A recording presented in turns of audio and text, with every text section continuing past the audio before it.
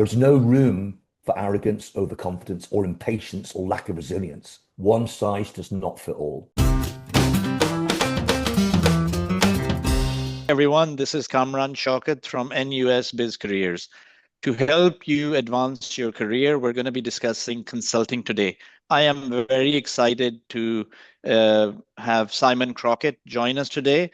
And Simon is one of our international embedded coaches based in London. So to start off with, Simon, why don't you share a bit about your background? Certainly, Cameron, thank you. I've been in recruitment and executive search in the technology and consulting markets globally for over 20 years, London, Europe, and Hong Kong. I lastly spent 7 years as the Director of Career and Leadership Development for the University of Chicago MBA campus based out of Hong Kong, supporting MBAs and alumni in their own career growth, and more recently have set up my own career development and leadership development practice. Thank you, Simon. Maybe we can start by saying or explaining what the consulting market is and what do consultants actually do. Management consultancies help organizations improve their performance. And that performance can be in whatever metric, whatever area, whatever potential opportunity they see, or whatever potential problem they may foresee. They're effectively more knowledgeable others, experts. They provide detailed analysis of complex problems or opportunities. Advice that they offer is based on proven deep knowledge and experience they have in the area of, and that area of concern maybe as a specialist in marketing strategy, operations, HR, technology, turnaround, supply chain, M&A, or others. Or they could be generalists covering multiple areas, multiple geographies, multiple industries, and multiple market sectors. Steve Jobs once said that consultants don't have any skin in the game. And we also have those companies where they expect the consultant to drive and execute value. What's your own position on how can consultants drive market value, if any? Well, just to address the Steve Jobs area, Steve Jobs died 15 years ago, and he had a very individual management stroke leadership style and was actually quite an opinionated individual. But those opinions and his attitudes to consultancies were based firmly on his strategy of developing or hiring the skills his businesses needed internally. Most organizations can't do that. They don't have the resources. He's allegedly one of the individuals that has the story of a consultant is someone who borrows your watch to tell you the time and then keeps the watch.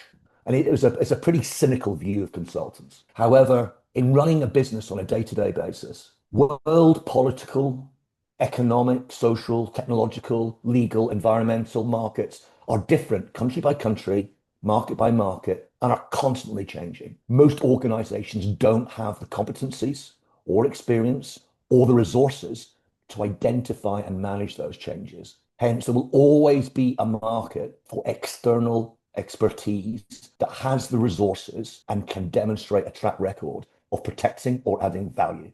I totally agree. And to that end, who are the key players and are they the only options? Okay, well, everyone talks about MBB, McKinsey, Bain, Boston Consulting, Right. but those three combined account for less than 10% of the global consulting market share by revenue. That's 10% by revenue and only 4% in consulting headcount. Primarily, they service the high value strategic C-suite consulting space, which is finite and at that level offers a very limited number of places to fresh MBAs. The big four, Deloitte, Ernst Young, KPMG, PwC, and Accenture, each have got more market share individually than MBB combined. And they recruit in the thousands. And there are hundreds of other multi-million dollar consultancies covering the other 50% market share. And those smaller consultancies have considerably less competition for MBA graduates than the big players because everybody wants to be with one of the big players. So don't just focus on the big players because everybody else is. Use the finding your level marketing strategy. Understand who would find value in what you are offering. If you're not familiar with that model, just drop in a request and I can walk you through it. Right. And what should a fresh MBA expect to do when joining a consultancy and how progress? Well, just to be quite clear, the reality is consulting is not all international assignments, glamorous business class flights, high-end hotels, and prestige clients. Unless you come from a very strong previous background in a particular market or a particular discipline, they might steer you to use that particular experience. It's likely that you'll be put in a generic analyst consultant pool. Stage one of any project is diagnosis. And that's where undergrad analysts and fresh MBA consultants analyze the current processes, they collect data, they cut that data, and they identify root causes of problems. It's not glamorous, it is repetitive, it is mundane, but it's a necessary side of consulting. This is where new consultants cut your teeth. And your willingness to do the hard yards during those early months and early year will be assessed. You'll be allocated different projects of different challenges for weeks or months in different industries and overseen by different partners. So you don't develop a core expertise in your first few years. As you gain more experience, probably more in year two than year one, you'll get more project involvement in the implementation stages. And as you have become more familiar with their models and frameworks. And all the partners will see your assessments at project end. The better your assessments, the more in demand you will be. And correspondingly, if not so good, the partners will simply not request you anymore. And if you're not being requested, then you will have no place. There is a deliberate slippage of about 50% of MBAs before they finish year two. Often it's the consultant who just doesn't enjoy the work, they don't enjoy the lifestyle, or isn't prepared to do the hard years before the good stuff comes and the good money comes. There's no room for arrogance, overconfidence, or impatience or lack of resilience in making it through the first 2 years before they start giving you the management and the engagement manager titles. Makes sense. How is AI impacting the consulting market and especially with regards to the fresh MBA job market for consultants? Good question. Tasks historically performed by the analysts and junior consultants, such as the data gathering, market research, initial analysis, cutting the data, spreadsheet manipulation, creating slide decks. All of these are being increasingly done by generic or proprietary AI systems. So AI is already impacting the number of entry-level roles available for MBAs. Allegedly, in the Big Four and MBB, this year and last year, MBA placements were down between 15 and 30%. How much of that is specifically the AI drive, and how much of that is due to external economic and market forces? It is beyond my scope to make comment on. But it's not all bad news because then again, AI is creating a market for divisions of digital and AI as a service. And there are a number of new digital and AI consultancies. So if you've chosen to invest in those areas as a competence over and above your MBA qualification itself, you might be able to differentiate yourself. All right. So how does a student make himself or herself attractive as a consulting candidate? Well, this could be a very, very long question, but let me try and summarize it, Cameron. One is there's no shortcuts. One size does not fit all. So you've got to do your research, define your personal purpose and personal brand, demonstrate and understand your fit to consulting. So let me just walk you through a few stages. Stage one is you've got to understand, develop, and be prepared to articulate why you chose to do an MBA, why you're choosing to do consultancy, and why would you make a good consultant. That is absolutely key. The second is you have to be able to demonstrate you understand their role and their needs. Virtually every consultancy's got a career page. They'll tell you what the role is to them, and they'll tell you what the career track, and they'll tell you what they're looking for.